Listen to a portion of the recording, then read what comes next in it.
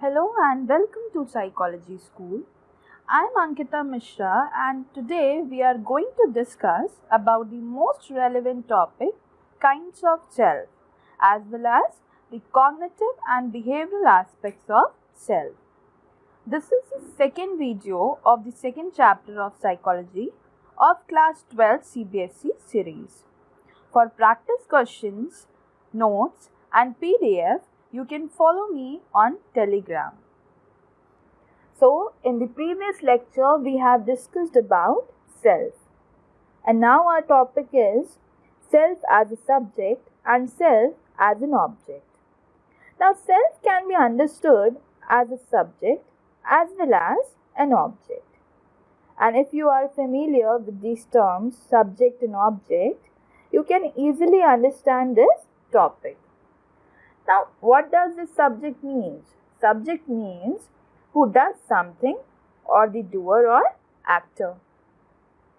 Whereas object means a person who gets affected or on which action is being performed. Or it can be said that it is the receiver or the result or consequence. Now let's take an example in the case of self as a subject. Now, if someone says that I am a teacher or I know who I am. So this means the self is actively involved in knowing process itself and it can be known by itself.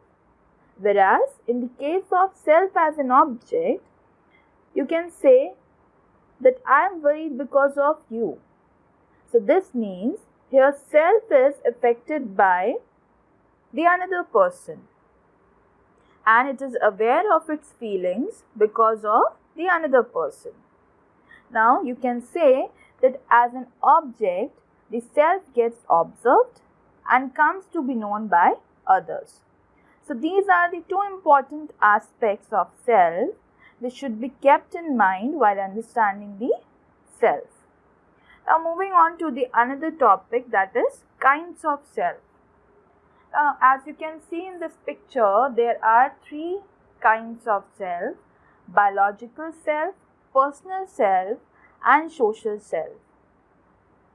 So as we have discussed in the previous lecture that self develops from childhood and it gradually develops from our interactions with our family, society, culture and environment. So moving on to the first kind of self, that is biological self. Now it develops as a result of biological needs such as hunger and thirst. Now let's take an example that a child cries for milk when it is hungry. And this leads to the development of awareness that I am hungry. So therefore, biological self starts developing from this stage of life. Now the next kind of self is personal self. Now personal self leads to the direction in which one feels primarily concerned with oneself. So after fulfilling biological needs, other components like personal freedom, personal responsibility, personal achievement or personal comfort, these all aspects emerges as a part of personal self. And here the person gives importance to those aspects of life which are related to only that concerned person. Now, this self is different from personal identity. Now, what is the difference between the personal identity and personal self? So let's understand with the help of example. Now, if someone says that I am Ritu Agarwal, so this is her personal identity. Whereas if she says I desire to be a musician, so this is her personal self. Now the next kind of self is social self. Now social self develops in relation with others. And here importance is given to those aspects of life such as cooperation, affiliation or unity, sacrifices, support and sharing. This self focuses on family as well as social relationships. So therefore it is also called relational and familial self. Now moving on to the another topic, that is cognitive and behavioral aspects of self. So there are major aspects of self: self-concept, self-esteem, self-efficacy, self-regulation and self-control. You can see in this picture. Now moving on to the first aspect of self, that is self-concept. Now, as we have already discussed, that all people have a sense of who we are and why they are different from everyone. So people hold some views and identity and their knowledge about their self throughout their lifetime. So the way we perceive ourselves and the ideas or beliefs we hold about our competencies. Competencies means here capabilities or strengths, and attributes. Attributes means traits or characteristics. So therefore it is called self-concept. Now it is a set of beliefs or views about one's own characteristics, and people may hold positive as well as negative views about themselves. So let's take an example, that if someone says that I am very good at my job, so this is an example of positive view. Whereas another example is I am not good in mathematics. So this is our negative view. And we can know about person's self-concept by asking him or her, although it is not a very easy way to know about someone's self-concept. Now moving on to the another topic, that is self-esteem. Now self-esteem is also an important aspect of self, and it involves judgments about one's own value or worth and the feelings associated with those judgments. Now as persons, we always make some judgments about our own value or worth. So this value judgment of a person about herself or himself is called self-esteem. Now people may have high self-esteem or low self-esteem. Self-esteem can be assessed with the help of list of statements. Some examples are given here, that I am good at my work, or I am the only one who is chosen for leadership. So if these statements will be true for any person, so it means that he or she may have high self-esteem. Now it has been found in the studies that a person with high self-esteem is fundamentally satisfied with the type of person he or she is, and he or she accepts or acknowledges his or her faults or weaknesses and hopes to overcome them. Now, according to these studies, by the age of 6 to 7 years, children seem to have formed self-esteem in 4 areas. And these 4 areas are academic competence, social competence, physical or athletic competence, and physical appearance. And this gradually develops more with age. Now, self-esteem also influences our behavior. Now, some studies have indicated that children with high academic self-esteem will perform better in schools, whereas children with low self-esteem in each area, they are often found to have anxiety, depression, and they can show antisocial behavior. Now, some studies have also indicated that warm and positive parenting helps in the development of high self-esteem, whereas children whose parents are overprotective and take decisions when it is not necessary. So these children suffer from low self-esteem. Now moving on to the another topic, that is self-efficacy. Now self-efficacy refers to our overall belief in our ability to succeed, or specifically our ability to meet the challenges of our life or to deal with the challenges of our life. Now, a person who believes that he or she has the ability or behaviors according to the particular situation. So, it indicates that a person has high self-efficacy.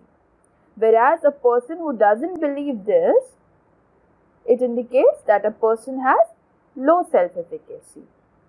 Now, this concept of self-efficacy is based on social learning theory of Bandura. People with a strong sense of self-efficacy also feel less fearful, and this sense of self-efficacy allows people to select, to influence, and to even construct or create their situations of life. Now, there are some differences between self-efficacy and self-esteem. Now, self-esteem is an overall feeling of one's worth or value, and it is more focused on being.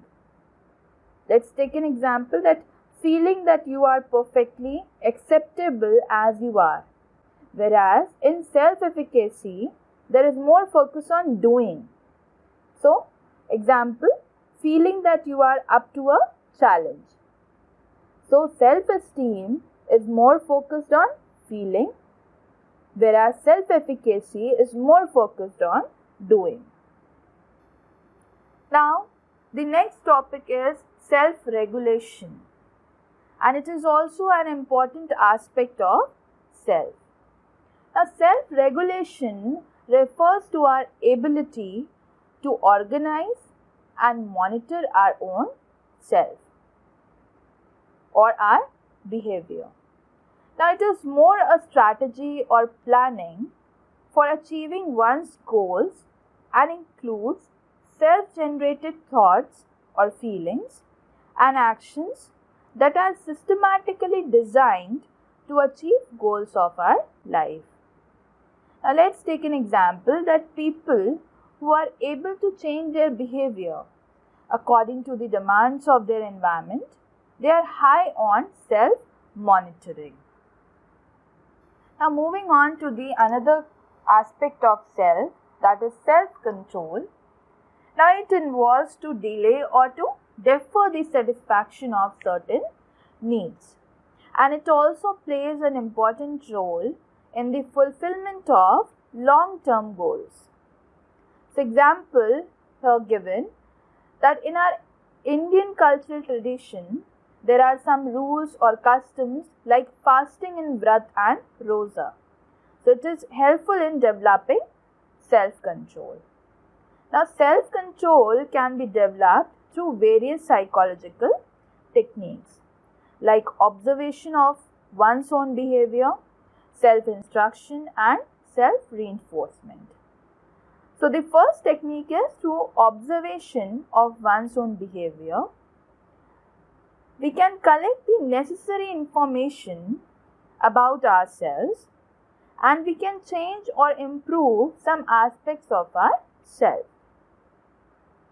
The second technique is self-instruction, by which we can instruct and direct ourselves to do anything in a desirable way.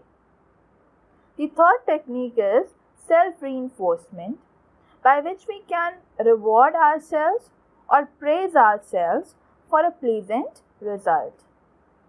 So, these three techniques are very effective in the development of self-regulation and self-control. Now, we have discussed about the major aspects of self. Now, moving on to the next topic, that is culture and self. Now, many aspects of self are linked to the characteristics and features of the culture in which an individual lives. So, our culture also influences the development of self. Now, there are some differences between Indian and Western cultures regarding self. So, let's talk about the Western perspective. In Western culture, the individual or the self and the cultural group are two different identities or two different things. And here, the boundaries between self and group are clearly defined. Whereas in Indian culture, self is not separated from one's own group. And here, the both self and group remain in the state of harmonious coexistence. Now, in Western perspective, individual members of the group maintain their individuality. Whereas in Indian perspective, there is lot of dependency and there is no clear boundary.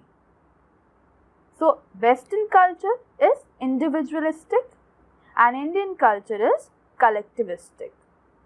So, you can easily understand this concept with the help of this figure, which shows self and group boundaries in Western and Indian cultural perspectives. So, with this, we have finished with the topics kinds of self, cognitive and behavioral aspects of self, and the relation between culture and self. Now, here are some practice questions related to the topic. You can practice these questions and can give your answers in the comment box. The answers of these questions will be discussed in our next video class of the second chapter, Self and Personality. So, thank you very much.